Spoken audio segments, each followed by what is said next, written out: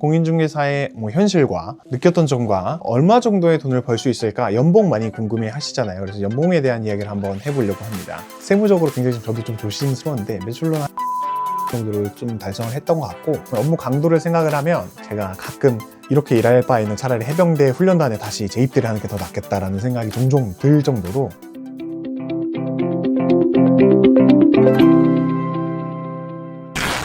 필생!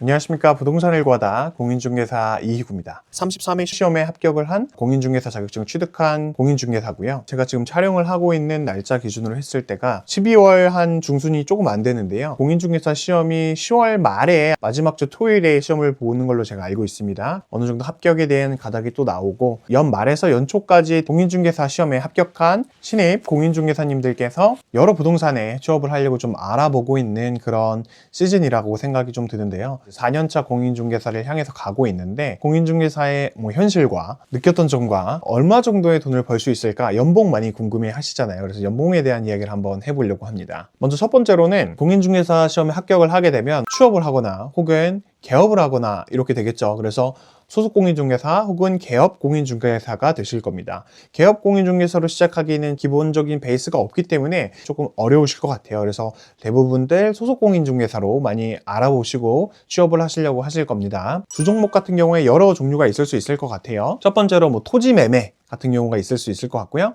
상가 같은 경우에 임대 혹은 매매가 있을 것 같고요. 또 오피스 임대 있을 수 있을 것 같고요. 그 다음에 제가 하고 있는 우리 건물 매매, 건물 임대차, 공장 같은 경우에도 임대 혹은 매매도 많이 하고 있는 것으로 알고 있습니다. 아파트 전월세, 원룸 전월세, 다가구, 다세대, 오피스텔 전월세, 매매, 아무래도 가장 많은 공인중개사님들께서 근무를 하고 있는 카테고리가 아마 아파트라고 생각이 좀 드는데요. 저 같은 경우에도 현재 신사동 소재에 위치하고 있는 알파카 부동산 중개법인이라는 곳에서 30대 팀장으로 좀 근무를 하고 있는데요. 제가 다루고 있는 거는 우리 건물 매매를 전문적으로 중점적으로 다루고 있습니다. 제가 빌딩 중개를 선택했었던 이유는 공부를 하려고 처음 시작했을 때부터 우리 언니네 복덕방, 제가 저와 함께 일하고 있는 변혜인 인사님 채널을 보고 저도 꿈을 좀 키웠었고, 우리 또 알파카 채널을 또 보면서 같이 나도 이렇게 건물 중개를 한번 해봐야겠다. 젊은 나이에 수십억 한 수백억 하는 그런 자산을 중개를 한다는 게 굉장히 멋진 일이라는 생각이 좀 들었어요. 아무나 할 수 있는 일이 아닐 것 같다, 이런 생각이 들어서 꿈을 계속 키워왔었고, 또 취업하고자 했던 우리 변혜인 이사님 팀에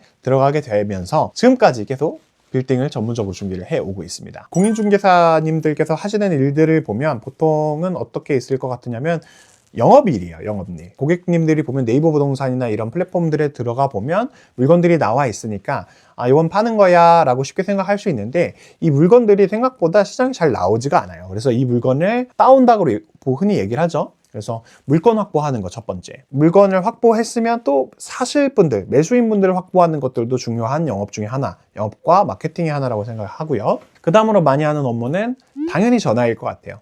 콜드콜. 전화로 다 이루어지는 경우들이 많고, 또 카톡으로 메신저로도 많이 이용을 하게 되니까 어쨌든 소통이 가장 중요한 역할이다 보니 전화를 가장 많이 하게 된다. 그 다음 업무 같은 경우에는 우리 미팅을 가장 많이 또 하게 되실 겁니다. 그래서 우리 소유주분들과 미팅을 할 수도 있고, 매수자분들 혹은 임대인분들, 임차인분들과 미팅을 많이 진행을 하시게 되겠죠. 이렇게 손님들과 함께 현장에 나가서 답사를 하는 경우도 있고, 아니면 물건을 확보를 했을 때 이 물건의 컨디션이라든지 체크해야 될 사항이라든지 이런 것들을 확인하려고 현장에 답사를 하는 경우들. 또 많이 하는 업무가 서류 업무입니다. 우리 계약시나 혹은 잔금시에 진행할 때 건축물 대장, 등기부, 토지 이용 계획 확인원 등등등등 해가지고 서류를 확인해야 될 것들이 굉장히 많아요. 그리고 또 내가 관리하고 있는 물건들 같은 경우에 홍보할 수 있는 자료를 또 만들어야 되니까 이런 서류 작업이 또 추가로 필요합니다. 단순히 물건지뿐만 아니고 이 상권이 어떤 상권인가를 설명해주는 그런 PPT라든지 그런 자료들을 많이 또 만들게 되는 경우들이 많습니다. 상권이라든지 세금이라든지 이런 부분들이 굉장히 많이 달라지게 되거든요. 달라지는 내용들에 대해서 꾸준히 좀 숙지를 또 해야 되다 보니까 그런 공부도 끊임없이 계속 들어가야 될 것 같고,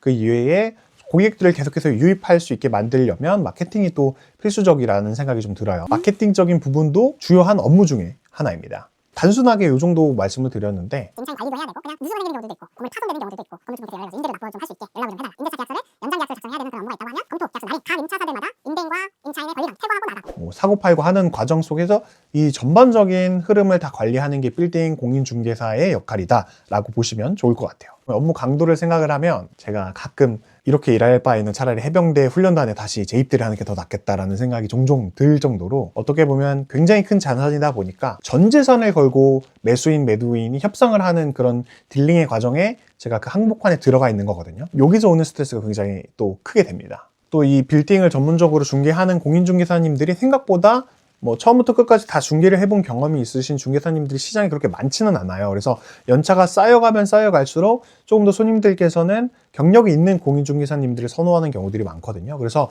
연차가 쌓여갈수록 점점 더 열 찾아주시는 고객님들이 더 많이 늘어나는 것 같아요. 그렇다 보니까 눈 뜨고 눈 감을 때까지 계속 업무를 하게 된다 라고 보면 좋을 것 같습니다. 고래 싸움을 새우등 터지는 일이다 라고 좀 요약을 하고 싶은데, 공인중개사가 사실 욕을 굉장히 많이 먹거든요. 아무도 책임을 또 지지 않는다 뭐 이런 얘기들도 많이 하시기도 하고요. 우리 계약이라고 하는 게 양쪽 모두 다 만족하는 경우는 사실 굉장히 드물어요. 대부분들 매수자 혹은 매도자가 다 한 발씩 양보를 하게 되면서 극적으로 타결되는 그런 경우들이 굉장히 많이 있거든요.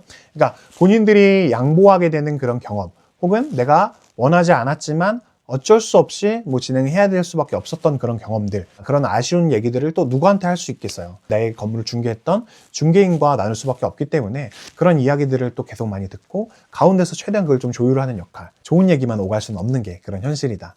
나쁘게 얘기하면 욕먹는 일이다. 거래의 주요 조건들을 말씀을 안 해주시고 속이는 경우들도 종종 있거든요. 그리고 또 혹은 뭐 잔금을 받자마자 그냥 아예 연락 두절이 되는 경우, 뭐 이런 경우들도 왕왕 있어요. 좋은 조건으로 거래를 하고 싶은 생각은 당연히 들 수가 있다라고 생각을 해요. 이런 경우에는 중개사로서 참 난감한, 굉장히 좀 어려운 상황들이 많이 생기게 되죠. 그리고 또 매수인분들 같은 경우에는 큰 돈이 왔다 갔다 하는 큰 결정, 일생일대의 결정일 수가 있어요. 몇십억짜리 건물, 계약금 혹은 가계약금을 납부를 하고 나서도 마음이 계속 수시로 바뀌게 되는 그런 상황들이 당연히 있을 수밖에 없습니다. 같이 고민해주고 이 건물에 대해서 하드웨어적인 부분, 외관이 어떻게 바뀔 수 있는지, 내부 인테리어를 어떻게 설계할 수 있는지, 이런 것들을 같이 고민해주고 앞으로의 뭐 임차인 관리, 뭐 수익률을 어떻게 개선할 수 있을지, 향후 매각을 진행을 하게 된다면 어느 정도 금액대에 어느 정도 시점에 매각할 수 있을지, 이런 솔루션을 같이 주는 역할을 해주는 게 우리 빌딩 전문 공인중개사의 역할입니다. 또 혹은 우리 뭐 세금적인 부분이라든지 매년 뭐 규제라든지 이런 것들이 매년 바뀌다 보니까 그런 거를 같이 좀 논의를 해주고 업무를 도와줄 수 있는 역할, 책임지고 잘 마무리될 수 있게 좀 중개하려고 저는 항상 좀 최선을 좀 다하면서 업무에 임하고 있습니다. 내가 월급쟁이로서 안전한 직장을 선호를 한다라고 하는 분들은 오히려 공인중개사의 업무를 보기가 좀 어려울 수는 있겠다라는 생각이 듭니다. 프리랜서 혹은 다 자영업자 같은 개념이라고 생각하시면 돼요. 그래서 공인중개사를 도전하시는 분들은 내가 내 치킨집 하나 열었다라는 생각으로 업무에 도전을 하셔야 이 경쟁이 굉장히 치열한 시장에서 또 좀 살아남을 수 있지 않을까, 좀 그런 생각이 좀 듭니다. 단순히 안정적인 소속 공인중개사로 취업을 하게 되면 직원이니까 안정적으로 할 수 있을 거야 라고 생각을 하시는 분들이 혹시라도 계시다면 그거는 현실과는 좀 맞지 않은 얘기니까, 공인중개사 업무에 도전하시려고 하시는 분들이 계시다면 자영업 기반의 업무라는 걸 꼭 인지를 하시고 시장에 들어오시는 게 좋겠다라는 말씀을 좀 드리고 싶습니다. 이게 제일 중요하실 것 같은데, 그래서 현실적으로 저도 한번 이렇게 쭉 리스트를 뽑아가지고 얼마 정도를 내가 벌었을까 한번 정리를 좀 해봤어요. 그래서 0년 차에서 뭐 1년 차까지는 그냥 합쳐서 포함해서 말씀드릴게요. 월급은 한